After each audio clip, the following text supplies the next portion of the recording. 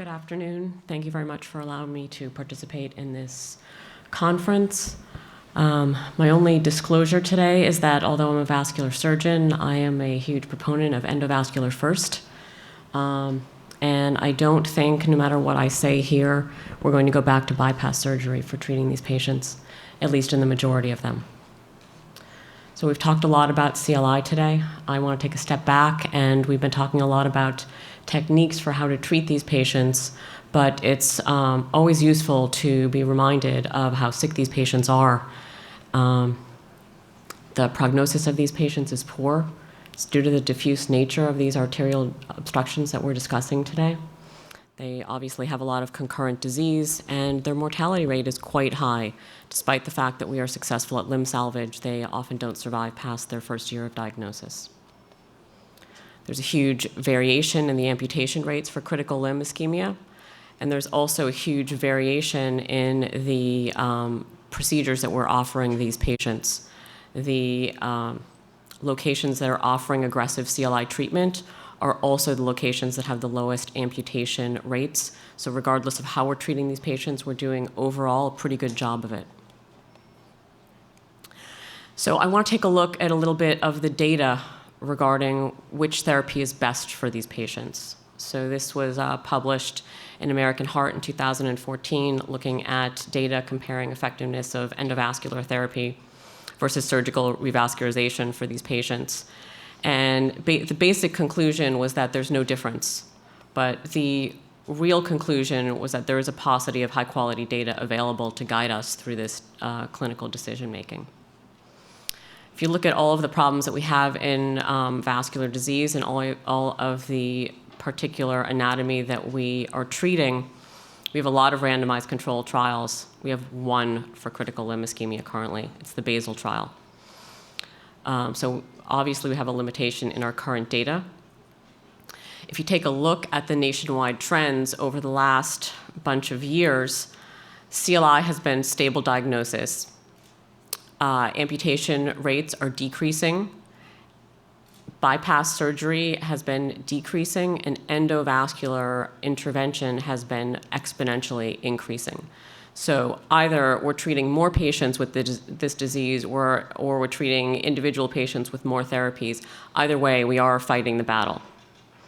I want to review the only randomized controlled trial we have to date. This is exclusive of patients with rest pain, ulceration, and gangrene. So these are Rutherford 4, 5, and 6 patients. The study design is surgery first versus balloon angioplasty first. The primary endpoint is amputation-free survival. Secondary endpoints are all-cause mortality, 30-day morbidity and mortality, quality of life, hospital resources, and need for reintervention. So overall, the amputation-free survival and the all-cause mortality was pretty similar for angioplasty first versus surgery first, especially over the first 2 years. But one thing is clear. Both groups do pretty poorly in this study. There's approximately 40% amputation-free survival. If you take a look at endovascular therapy, its biggest benefit is in the first 30 days, and it is the total days spent in the hospital, ICU, et cetera. So there is a decreased economic expense in this trial due to shorter hospital stay and ICU stays, at least in the initial couple of years. So if you take a look a little farther out, this study was published in 2010, but used the basal data. And if you analyze the intention to treat arm, there was no significant difference in amputation-free survival at over 5 years of follow-up. There was a trend towards benefit for surgery noted in the patients who survived for more than 2 years. If you analyzed by treatment actually received, these are pretty common sense. This first one actually is pretty common sense. Prosthetic bypass performed poorly compared with vein.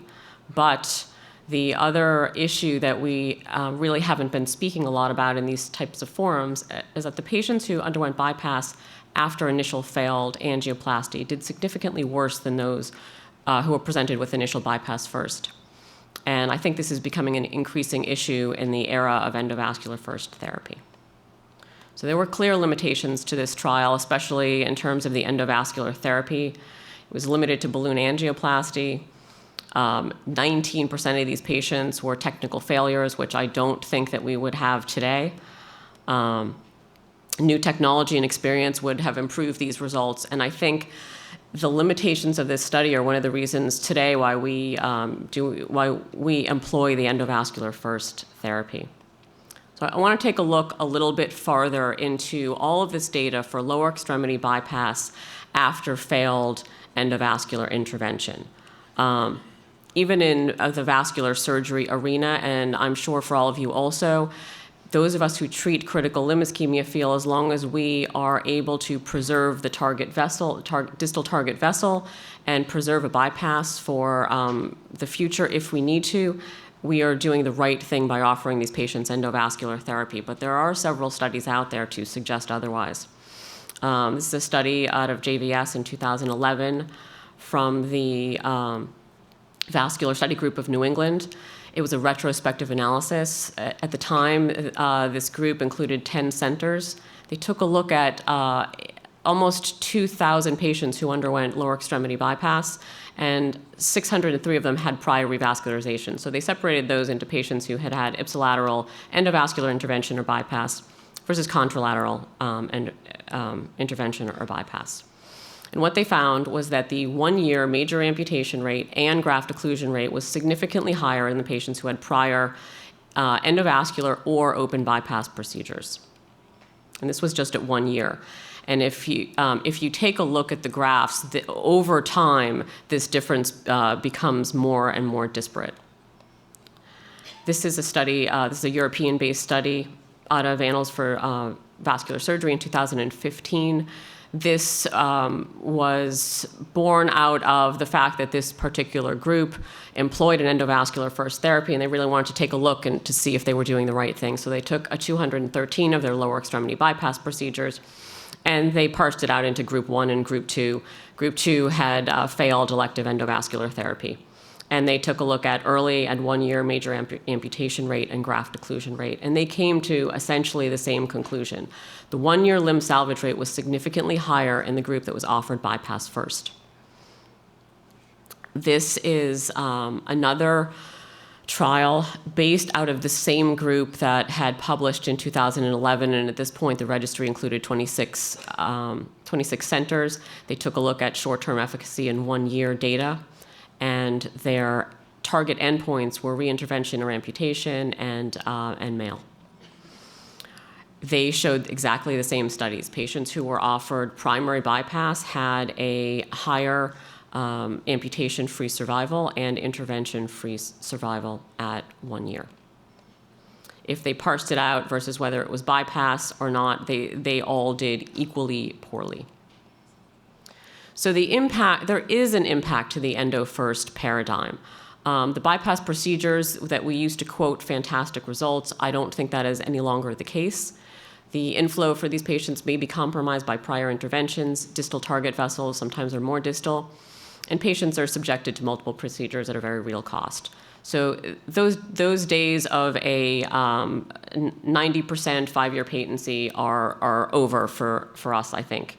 So I want to go over just briefly about some of the new trials that are on the horizon. The BEST CLI trial is a trial that is currently enrolling. I am PI at our institution. It is a prospective randomized multi-center trial. Its goal is to enroll 2,000 patients. Currently, there are 140 clinical sites in the United States and Canada. Each patient will have at least 2 years of follow-up. And its objective is to compare treatment efficacy, functional outcomes, and cost in patients with CLI. And they are going to be randomized into best open or best endovascular intervention. And the key thing here at every institution that is enrolling patients is that patients with CLI and infrainguinal PAD who are candidates for both infrainguinal bypass and endovascular therapies in the eyes of the CLI team. So there are those people who would advocate bypass and those who are very aggressive endovascular. And I think you need, if you are going to think that there is a patient with clinical equipoise, this needs to be looked at by an entire CLI team. So there are a couple of cohorts in this, patients with single segments of great saphenous vein and those without. And the endpoints are male above knee amputation, major reintervention. Let's see, I wanted to go over briefly that the collaboration within BEST includes vascular surgeons, cardiologists, interventional radiologists, and vascular medicine specialists. I think there are so many of us treating CLI now that it's important to have a team at your institution who does the best work, and that is different at every institution. So I think I'm running out of time here. Oh, okay, perfect.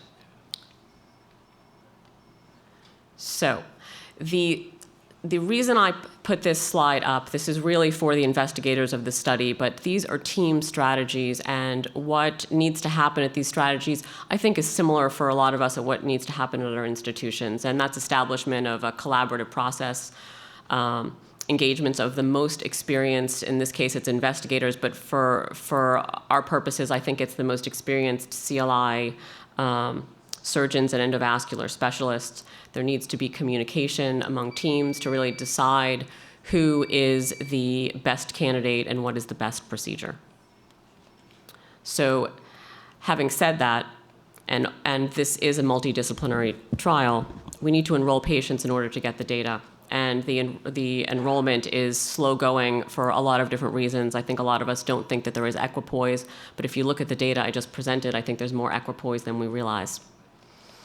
There are also several current concurrent trials going on in Europe, and those are the basal trials. Basal 2 and basal 3 are both recruiting. And I think I've gone over this already. Why do we need these studies? Although we think we know the answer, we really don't.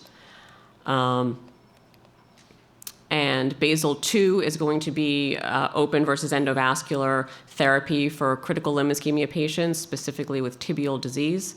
And basal 3 is endovascular, and this will give us hopefully an answer regarding drug-coated stents, drug-coated balloons, or plain old balloon angioplasty and stent. So I'm looking forward to this data. In my practice, I try for an individualized approach. The majority of my patients, I recommend endovascular first, but for a young, average medical risk patient with severe limb threat, I do vein map these patients, and I have a discussion with them prior to the intervention on the pros and cons of both. So in summary, I'm looking forward to the results of our randomized studies. I think they'll give us a little bit of additional information. I do not think it's going to change all the advancing techniques and great success that we're having with endovascular therapy, but I do think we will be able to parse out those specialized patients who should be offered bypass first. Thank you.